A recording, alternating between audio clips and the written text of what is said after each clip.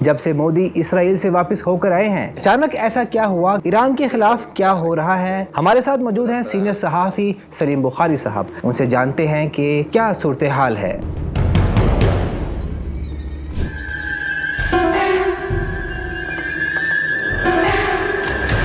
سچائی کی متلاشی نظروں کو سجاد پیزادہ کا سلام۔ آپ دیکھ رہے ہیں 24 نیوز کا ڈیجیٹل چینل 24 ڈیجیٹل۔ السلام علیکم جناب بخاری صاحب۔ جی وعلیکم السلام، کیسے ہیں آپ؟ بخاری صاحب سب ٹھیک ہے، خیریت سے؟ بخاری صاحب بتائیے کہ پاکستان کے لوگ جاننا چاہتے ہیں کہ کیا ہوا، کیا امریکہ کو جنگ کرنے کا ارادہ ایران کے ساتھ؟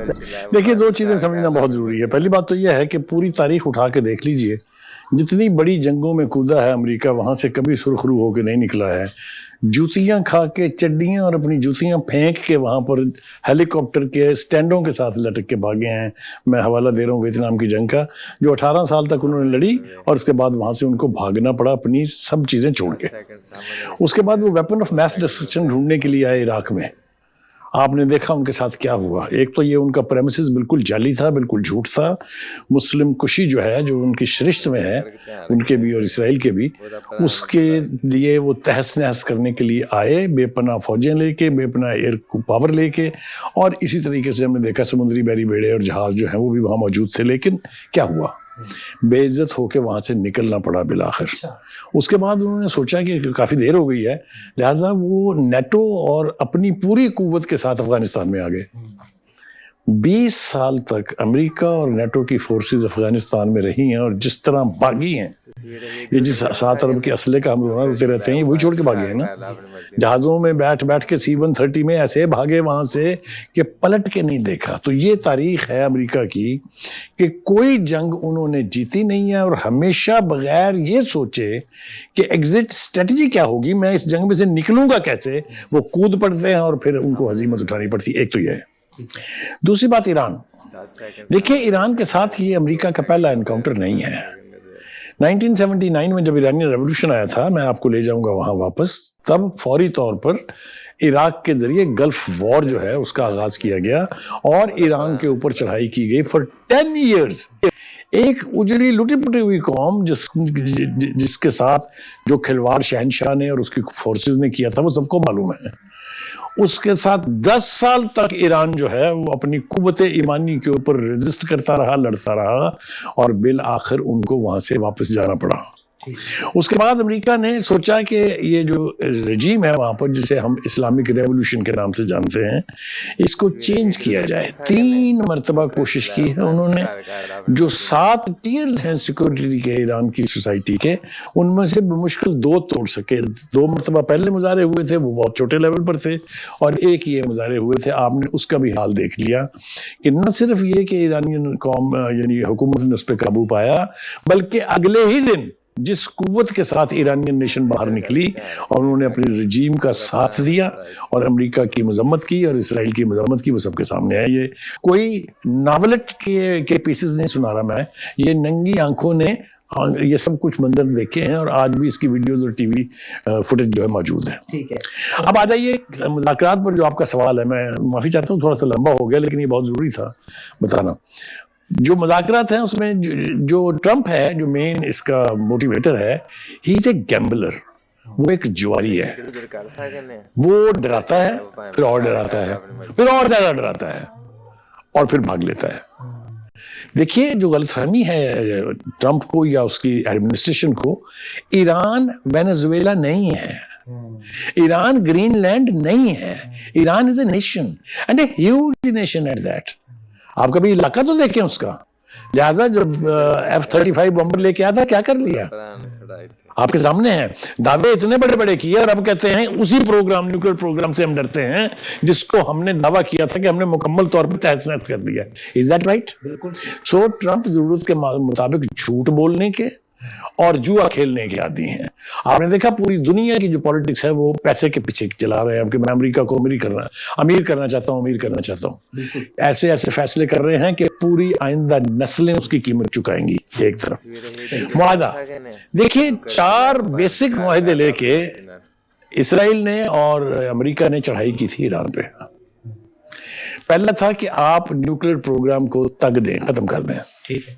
دوسرا تھا کہ اپنا میزائل سسٹم جو ہے، پروگرام جو ہے، اس کو ایک خاص حد تک رکھیں، اس سے آگے نہ جائیں، یعنی اس کی جو رینج ہے اس کو اتنا نہ بڑھائیں کہ وہ امریکہ پہنچ جائیں، وہ جو امریکہ کے اڈے ہیں یورپ میں وہاں پہنچ جائیں۔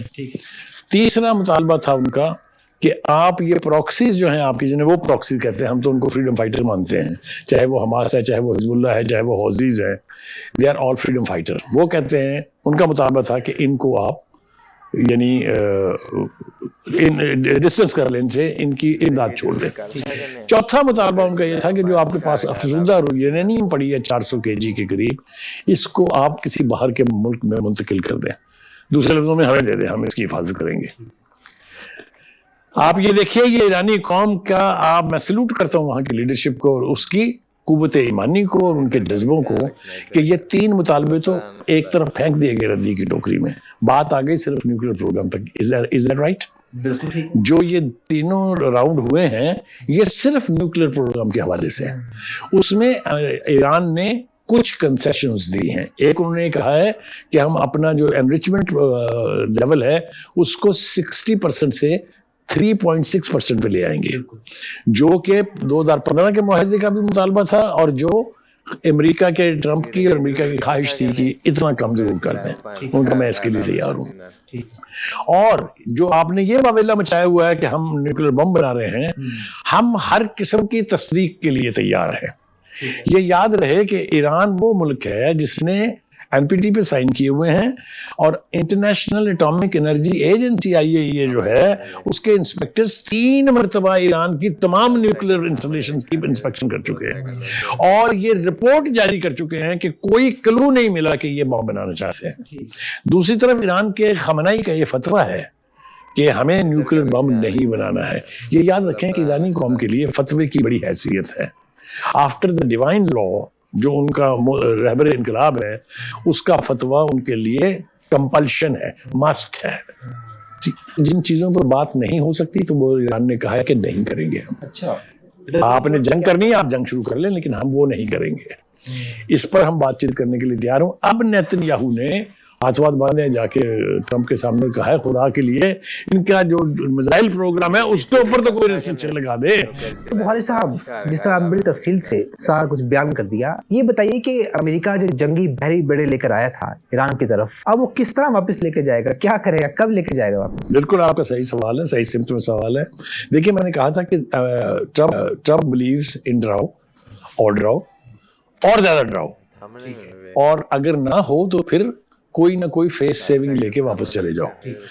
گرین لینڈ پر قبضہ کرنے جا رہے تھے کہ نہیں؟ جب یورپ نے کھڑے ہو کے کہا no Mr Trump you can't do that, رکے کہ نہیں؟ پھر ڈیووس میں ایک ہلکا سا معاہدہ کر کے نیٹو کے سیکرٹری جنرل کے ساتھ وہاں سے سارا کچھ واپس لے کے، پھر اس کے بعد کبھی کوئی ماس گشت سنی آپ نے؟ کوئی سنا آپ نے کہ امریکہ پلان کر رہا ہے گرین لینڈ پہ قبضہ کرنے کا؟ یہی یہاں بھی ہوگا، چونکہ ایران نے 2 ٹوک الفاظ میں کہہ دیا ہے ہم آپ کی جنگ سے ڈرتے نہیں ہیں، کم اینڈ گیٹ اس، اگر آپ میں ہمت ہے، لیکن پھر کیا ہوگا اس کے ذمہ دار آپ ہوں گے، کیونکہ ہم آپ کا کوئی اڈا نہیں چھوڑیں گے، ہم آپ کا کوئی اتحادی نہیں چھوڑیں گے، اور ہم آپ کو تو چھوڑیں گے یا نہیں چھوڑیں گے، لیکن اسرائیل جو ہے وہ صفحہ ہستی سے مٹ جائے گا، جس کا دعویٰ آپ کو یاد ہوگا ایرانی پریزیڈنٹ احمدی نژاد نے کیا تھا کہ اگر ایران کی سلامتی پر حرف آیا تو اسرائیل 7.5 منٹ میں صفحہ ہستی سے مٹ جائے گا۔ اس کا کچھ ہلکا سا ٹچ جو جون کی جنگ ہے اس میں دے بھی دیا گیا ہے۔ اگر آپ نے دیکھا ہے کہ لاسٹ دو دن جو تھے، تل ابیب جو ہے was almost like غزہ، اور اس کو نتن یاہو کو چھپنا پڑ گیا تھا۔ Absolutely۔ تو اس وقت جو ہے mister Trump is looking for a face saving, کہ وہ جو اتنا بڑا بلڈ اپ کیا تھا اس نے، وہ کیسے لے کے جائے واپس۔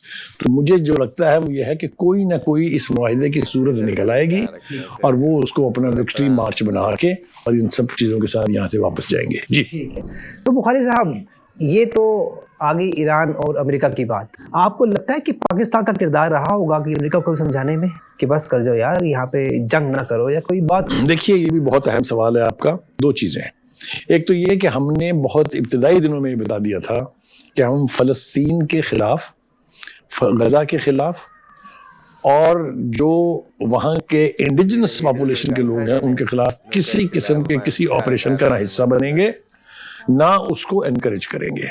یہ بہت ابتدا میں ہمارے فیلڈ مارشل نے بھی بتا دیا تھا, ہمارے پرائم منسٹر نے بھی مختلف پریس کانفرنس میں, حالانکہ انہوں نے خوشامد کا کوئی گنجائش چھوڑی نہیں ہے جتنی انہوں نے کی ہے, لیکن اس کے باوجود انہوں نے یہ بتا دیا کہ ہم فلسطینیوں کے خلاف کسی بھی آپریشن کا حصہ نہیں بنیں گے. ایک تو یہ.